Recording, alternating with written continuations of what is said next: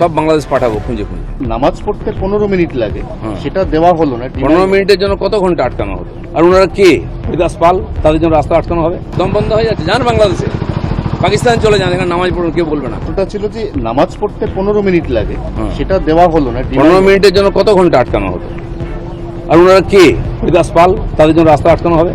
Prime মিনিস্টারের জন্য আটকাবে, চিফ মিনিস্টারের জন্য আটকাবে? এটা ঠিকই আছে। বছর তো একবার উনি আসছেন, কত বছর পরে আসছেন? আর 107 বছর ধরেই তো অন্যায় করা হয়েছে। এক বছরে এমনি দম বন্ধ হয়ে যাচ্ছে। যান বাংলাদেশে, পাকিস্তান চলে যান, এখানে নামাজ পড়ুন, কেউ বলবে না। এখানে চলবে না এইসব। সরকার পাল্টে গেছে, লোক পাল্টে দিয়ে জানে এগুলো বন্ধ করবো বলে, আর বন্ধ হবেই, জেনে রাখুন। যে বাংলাদেশ কত পার্সেন্ট মুসলমান? আমরা দাবি করি 90% মুসলমান। এই বাংলাদেশটা প্রতিষ্ঠা হয়েছিল 1947 সালে। কিভাবে? মূলত ভারত, বাংলাদেশ, পাকিস্তান একটাই ছিল। সেখান থেকে তারা ব্রিটিশদেরকে তাড়িয়ে সেখান থেকে তারা ভাগ হলো। যে যারা ভারতের জওহরলাল নেহেরু এবং গান্ধী এবং তাদের মাওলানা আবুল কালাম আজাদ, এই কয়েকজন ব্যক্তি তারা বলল, আমরা এই ইন্ডিয়াকে সেকুলার রাষ্ট্রে পরিণত করতে চাই। আমরা এই ইন্ডিয়াকে সেকুলার ইন্ডিয়া বানাতে চাই। সেকুলারিজমে তারা বিশ্বাসী করবে, মানে ধর্ম নিরপেক্ষতার উপরে তারা ওই ইন্ডিয়াকে শাসন করতে চায়।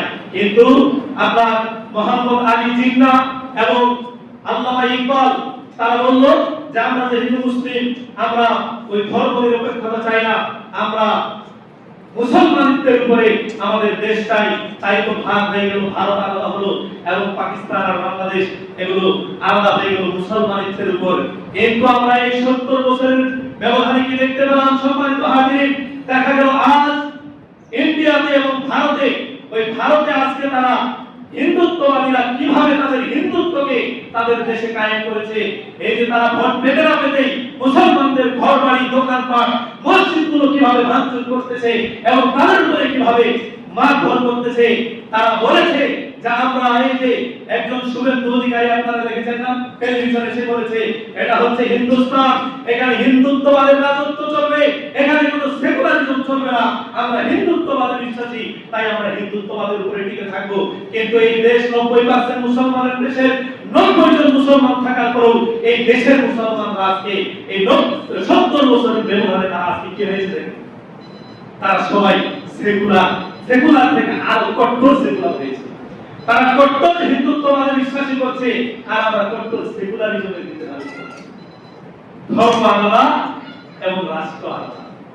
সম্মানিত হাজিরিন, তাহলে খেয়াল করুন যে তাহলে শান্তি কিভাবে আসতে পারে? আজ পর্যন্ত মুসলমানদের উপরে এত কিছু হচ্ছে, যদি বাংলাদেশে একটা হিন্দুর উপরে সত্য হোক আর মিথ্যা ঘটনা হোক, যদি একটা কোনো কিছু হয়, আমরা দেখি মিডিয়া এবং দেশের যারা দায়িত্বশীল তারা কিভাবে ঝাঁপিয়ে পড়ে ওই ঘটনাকে তদন্ত করার জন্য। আর আজকে আমার মুসলমান ভাইকে কিভাবে মারা হচ্ছে, কিভাবে তার উপরে জুলুম করা হচ্ছে, সেখানে আমাদের দেশের যারা দায়িত্বশীল তাদের মুখ থেকে কথা বের হচ্ছে না।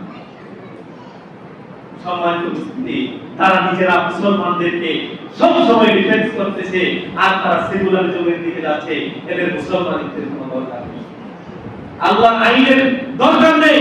তারা ক্ষমতায় যাওয়ার আগে লম্বা লম্বা কথা বলে, আবার কোন নেতা বলে আমরা কি চাই না, আমরা শরিয়া আইন চাই না, বা শরিয়া আইনে বিশ্বাসী না, মানি না। সম্মানিত উপস্থিতি, এই হচ্ছে আমাদের মুসলিমদের অবস্থা। যতদিন এভাবে চলতে থাকবে ততদিন আপনাকে আমাকে এই শাস্তিগুলো ভোগ করতে হবে। আপনার আমার উপরে আরো কঠিন থেকে কঠিন আযাব আসতে যাচ্ছে।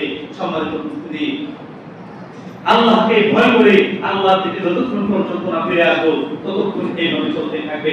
অতএব আসুন পবিত্র কোরআন এবং সহিহ হাদিসের আলোকে নিজের জীবন গড়ি, পরিবার গড়ি, সমাজ গড়ি এবং রাষ্ট্রটাকে পরিচালনা করার চিন্তা ভাবনা করি।